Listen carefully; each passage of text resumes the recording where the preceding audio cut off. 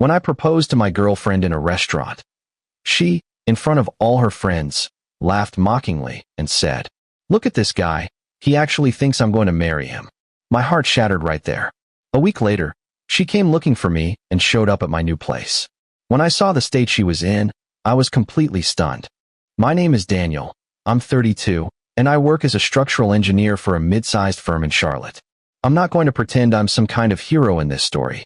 I'm just a guy who thought he knew what love looked like, who thought 3 years with someone meant something real, something permanent. I was wrong about a lot of things, but I'm getting ahead of myself. Her name was Brielle. When we met, she was finishing her marketing degree and I was 2 years into my career, finally feeling stable enough to think about a future with someone.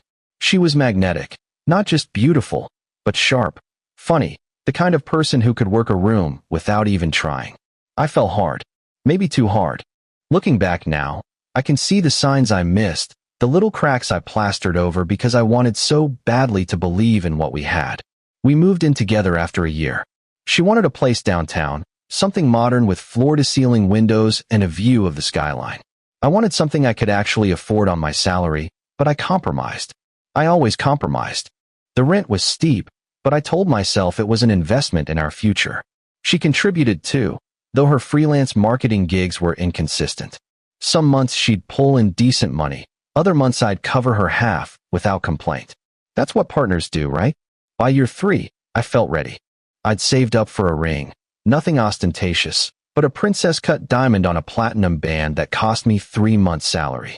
I planned the proposal for her birthday, February 14th, Valentine's Day. I know, cliché as hell. But she always made a big deal about that day, and I wanted it to be perfect for her. I booked a table at Meridian, this upscale place she'd been wanting to try for months. She'd invited 6 of her friends to join us for dinner: Kelsey, Amber, Tiffany, Jocelyn, Sabrina, and Lindsay. They were all there when I got down on one knee, right after dessert arrived. I'd rehearsed what I wanted to say.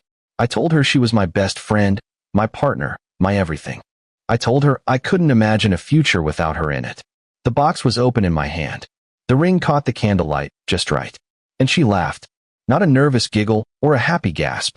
A full, mocking laugh that cut through the ambient music and the murmur of other diners' conversations. Her friends joined in. Kelsey actually snorted. Brielle looked around the table, then back at me, and said loud enough for nearby tables to hear, "Look at this guy. He actually thinks I'm going to marry him." The restaurant went silent. I could feel every eye on us. My knees were still on the floor. My hand was still holding that ring. "Brielle," I managed to say. My voice sounded small. "Daniel, come on. Did you really think this was going somewhere?" She was still smiling, but there was something cruel in it now, something I'd never seen before. "We've had fun, but marriage? You can barely afford this place without stressing about it for weeks. You think I want to be stuck with that forever?" Amber leaned over and whispered something to Tiffany. They both laughed. I closed the box, stood up. My legs felt like water. "I'm sorry you feel that way," I said. My voice was steady somehow, even though everything inside me was collapsing. "I hope you all enjoy the rest of your evening." I walked to the server station, pulled out my wallet, and paid for my own meal and my own drinks. Just mine. Then I walked out into the February cold without looking back. Update 1: I drove home in a daze. The apartment was dark when I got there. Brielle was still at the restaurant, presumably celebrating her successful humiliation of me with her friends. I didn't waste time. I pulled out my 2 large duffel bags and started packing. Clothes, laptop, work documents, toiletries, the framed photo of my parents from my nightstand. I took only what was mine. I left the furniture we'd bought together, left the dishes, left the stupid expensive coffee maker she'd insisted we needed. I crashed at my buddy Aaron's place that night. He lived in a 1-bedroom in a quieter part of town and offered me his couch without asking questions. Around 2 a.m., my phone started blowing up. Text from Brielle. "Where are you? Daniel, stop being dramatic. You can't just leave like this. We need to talk." I turned my phone off. The next morning, I called my landlord. Our lease was in both our names, but I explained the situation. I was moving out effective immediately, and I wanted my name off the lease. He was surprisingly understanding, maybe because I'd never missed a payment in 2 years. I told him Brielle could stay if she took over the full rent, but that was between them. I paid my portion through the end of the month, and that was it. I found a small studio apartment in an older building near work. It was a third of the size of our downtown place, but it was mine. The rent was manageable. I could breathe again. I moved in on February 19th, 5 days after the proposal. Aaron helped me get my stuff from storage. "You doing okay, man?" he asked as we carried boxes up 3 flights of stairs. "I will be," I said, and I meant it. The humiliation was still raw, but underneath it was something else. Relief, maybe. Like I'd been carrying weight I didn't even realize was there, and now it was gone. I blocked Brielle's number. I blocked her friends. I deleted social media apps from my phone. I needed silence, space to figure out who I was without her. Work became my anchor. I threw myself into a new project, a mixed-use development on the south side that required complex load calculations and creative problem-solving. My boss noticed, complimented my focus. I stayed late most nights, partially because I cared about the work, partially because my empty studio felt too quiet sometimes. On February 26th, Aaron texted me, "Dude, Brielle's been asking around about where you live.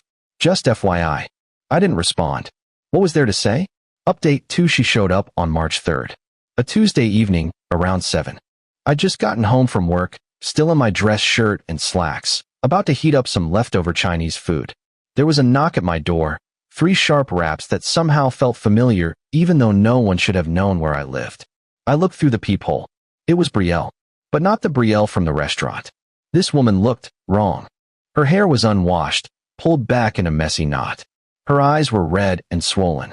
She wore an oversized sweatshirt and yoga pants that looked like she'd been sleeping in them. She knocked again, more desperately this time. Against my better judgment, I opened the door, but left the chain on. "Daniel." Her voice cracked. "Please. I need to talk to you. How did you find me?" I asked around. "It doesn't matter. Please, can I come in?" "No." She flinched like I'd hit her. "Daniel, please. Everything's falling apart. I lost the apartment. I lost my clients. I don't know what to do. That's not my problem anymore, Brielle." "But it is." She was crying now, real tears streaming down her face. "It's all connected to you leaving. Everything went wrong after that night. My friends won't talk to me. Kelsey said I'm toxic. My mom won't return my calls. The landlord evicted me because I couldn't make the full rent. I've been staying with Tiffany, but she just told me I have to leave by Friday. Daniel, I have nowhere to go. I should have felt satisfaction. I should have felt vindicated. Instead, I just felt tired. You humiliated me in front of a restaurant full of people," I said quietly. "You laughed at me. You told me I wasn't good enough. What exactly do you want from me now?" I was scared. The words burst out of her. I was scared of committing, scared of being tied down, scared that if I said yes I'd lose myself completely. So I panicked, and I said the worst thing I could think of because I thought if I pushed you away hard enough, I wouldn't have to face what I was feeling. And what were you feeling? That I loved you. That I still love you. That I'm an idiot who destroyed the best thing in my life because I was too proud and too stupid to see what I had. I stared at her through the gap in the door. She looked destroyed, hollowed out. Part of me wanted to believe her. Part of me remembered exactly how her laugh had sounded in that restaurant. "Brielle, I can't do this. I'm not asking you to take me back," she said quickly. "I know I don't deserve that. I'm just asking for help. Just until I get back on my feet. A week, maybe 2. I'll sleep on the floor. You won't even know I'm there. You need to go. Daniel, you need to go, Brielle. I'm sorry your life fell apart. I'm sorry you're going through this. But you made your choices, and now you have to live with them. Just like I have to live with mine." She stood there for a long moment, staring at me through that narrow opening. Then she nodded slowly, wiped her face with her sleeve, and turned away. I watched her walk down the hallway, her shoulders hunched, her footsteps echoing off the walls. I closed the door, locked it, stood there in my tiny studio, and tried to figure out if I'd just made the right decision or the cruelest one. Update 3: I didn't hear from Brielle for 2 weeks. I threw myself back into work, started going to the gym again, tried to rebuild some semblance of a normal life. Aaron invited me out for drinks on a Friday, and I actually went. We sat in a sports bar watching a basketball game I didn't care about, drinking beers I didn't really want, and it felt almost okay, almost normal. Then on March 18th, I got a call from an unknown number. I almost didn't answer, but something made me pick up. "Daniel? It's Kelsey, Brielle's friend. The one who'd snorted when she laughed at my proposal. How did you get this number?" "That doesn't matter. Listen, I need to tell you something about Betrayal. About that night. I almost hung up. I don't want to hear it. Just listen, okay? Please. You deserve to know the truth. Something in her voice made me stay on the line. Fine. Talk. That night at the restaurant. It was planned. All of it. She paused. Betrayal told us you were going to propose. She knew because she'd found the receipt for the ring in your jacket pocket a week before. And she didn't want to marry you, but she didn't know how to end things. So she came up with this plan. My stomach dropped. What kind of plan? She said if she humiliated you publicly, you'd leave on your own, and she wouldn't have to be the bad guy who ended a 3-year relationship. She told us exactly what to do. Laugh when she laughed, make comments, make sure you felt small enough that you'd just walk away. She said it was kinder than dragging things out. I couldn't speak. Couldn't breathe. I know I'm a horrible person for going along with it, Qley continued. I've felt sick about it every day since. But there's more. The reason everything fell apart for her after? Tiffany posted about it on Facebook. The whole story, calling Betrayal out for being cruel and manipulative. It went semi-viral in our social circle. Her clients saw it. Turns out publicly humiliating your long-term boyfriend is bad for business when your job is managing social media for family-oriented brands. Her mom saw it. Everyone saw it. And they all cut her off. Why are you telling me this? Because she's been calling me, texting me, showing up at my apartment. She keeps saying she needs to fix things with Daniel because that's the only way to fix her reputation. She thinks if she can get you back, she can spin some story about it being a misunderstanding, show everyone she's not the villain. She doesn't actually love you, Daniel. She's just desperate. The line went quiet except for the sound of my own breathing. I'm sorry, Qley said softly. I'm sorry for my part in it. I'm sorry it took me this long to tell you. But you needed to know before she tries something else. She hung up before I could respond. I sat there on my couch, phone still pressed to my ear, processing what I'd just heard. The proposal wasn't just a moment of panic or fear. It was calculated, premeditated. She'd gathered her friends like an audience for a performance, and I'd been the punchline. My phone buzzed. A text from another unknown number. It's Betrayal. I'm using Tiffany's phone because you blocked me. Please, I'm begging you. Can we meet? I need to explain everything. I need you to understand. I'm staying at a motel on Wilkinson Boulevard, room 237. Please, Daniel. Please. I stared at that message for a long time. Then I did something I should have done weeks ago. I took a screenshot and saved it. Not because I planned to respond, but because I needed proof. Proof that this was real, that I wasn't crazy, that I hadn't imagined how bad it had gotten. Then I deleted the message and blocked that number too. Final update, 3 months have passed since that night at Meridian. It's now early June, and my life looks nothing like it did in February. I got a promotion at work, senior project engineer, with a significant raise and my own team. The project I'd thrown myself into got completed ahead of schedule and under budget, and my boss made it clear that my dedication hadn't gone unnoticed. I moved into a better apartment, still modest, but with actual space and natural light, and a small balcony where I can drink my morning coffee.